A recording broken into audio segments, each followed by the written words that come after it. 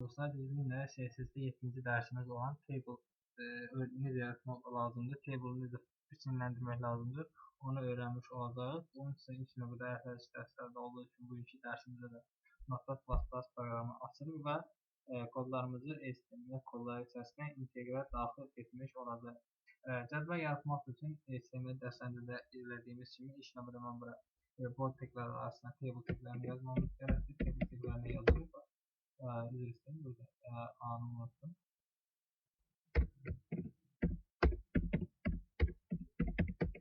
Table yazdıqdan sonra isə bura öz table tekləri içərisində cədvəlin kodlarını yazmış olacaq.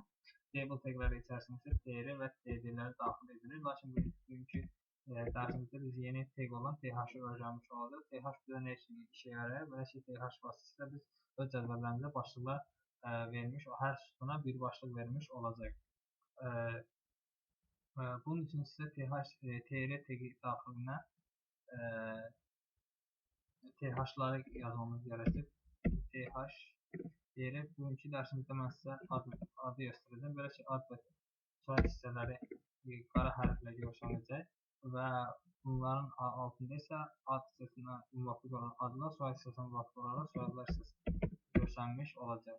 Ad və soyad hissəsini yazdıqdan sonra bunun necə göründüyünü bilmək üçün kodlarımızı skript vasitəsilə yaddaşa verir, işarət vasitəsilə yaddaşa verir.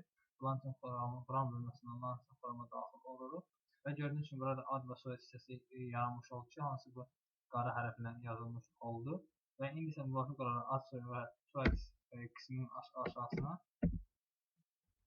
adlarımızı və soyadlarımızı yazmış olacaq. Bunun isə yeni tr tagi açırıq və tr tagi daxilində td tagi açırıq ki, həmin td tagləri içərisinə isə öz adımızı və soyadımızı yazmış olacaq. Misal üçün yazaq bura və tr tagi daxilində yeni də bir td tagi açıb, oraya isə öz soyadımızı yazmış olacaq. Və bunun necə göründüyünü yenə də bilmək üçün diskret şəxsi vasitəsilə kodlarımızı yaddaşa verib, browserimizə daxil olur, sınavı.html yenilənmə edirik və yenilənmə etdikdən sonra gördüyünüz ki, burada ad hissəsinin altına müvafiq olaraq adımız, soyad hissəsinin altına isə müvafiq olaraq soyadımız görünmüş oldu. Mən buraya indi bir neçə ad və soyadları daxil edəcəm. Onun nəzərdə çatdırmaq istəyirəm. Hər yeni ad və soyad qeyd etdikdə həmin ad və soyadı bir tr tagi daxilində iki müxtəlif tr tagi içinə yazmamız gərəkdir. Gördüyünüz kimi, mən burada yenə bir tr tagi açdım və tr tagi daxilində yeni bir tr tagi açıram. Və bura başqa bir şəxs adı yazıram. Misal üçün, olsun Turan. Deyək ki, yenə də bir td tagi açmamız gərəkdir ki, onun soyadını qeyd etmək üçün td. Misal üçün, Turan Əliyev. Və yenə də üçüncü bir şəxs adı qeyd edək bura.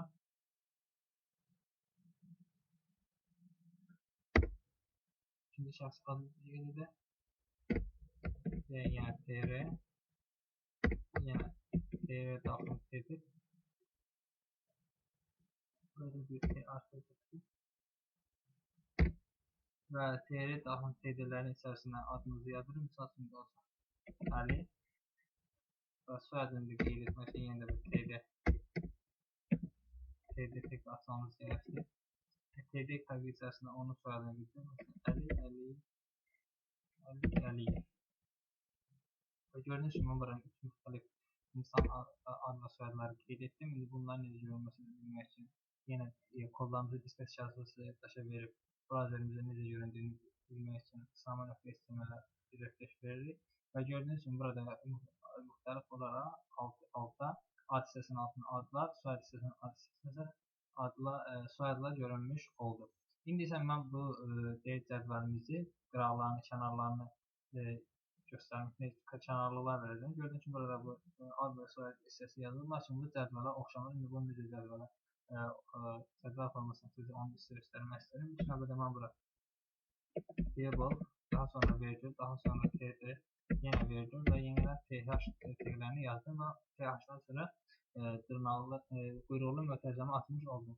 Burada mən virgülün nə üçün istifadə etdim? Yəni bu mənası o deməkdir ki, yazacağım bütün kodlar həm table taginə, həm td taginə, həm də th taginə aid olmuş olacaqdır. Mən bura quyruqlu mötərizə hissəsinə border bölməsini qeyd etmək. Border deyək ki, bir C sorry left olsun. Gördüğünüz bunu necə göründüyünü yeni bilməsiniz yaddaşa verirsən sonra browserimizi yeniləyirik və gördüyünüz kimi burada hər bir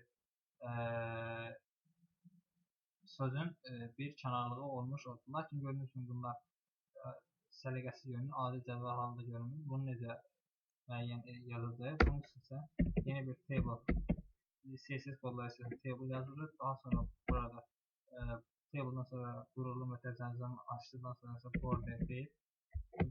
Border orta xat collapse və collapse-ın sonra qoşu nöqtə qoyucu ilə collapse sözünü qeyd edilir. O nöqtədə vergimizi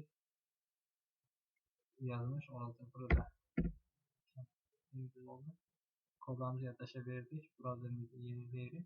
Və gördüyünüz kimi indi cədvəlimiz normal bir cədvələ oxşamış oldu.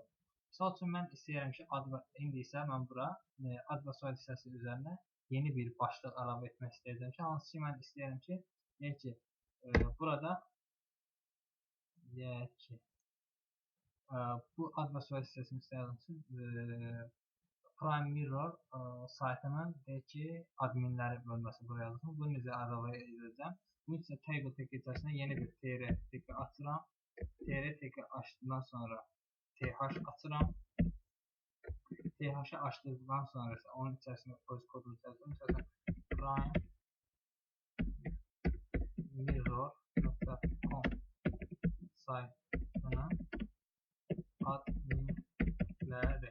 İndi bunu necə göründüyünü bilmək üçün yenə də kodlarımızı deskripsiyasına yaddaşa verib browserimizə daxil olub HTML-ə refresh veririk. Gördüyünüz kimi burada primemirror.com sayını yox, saytını bilirsinə.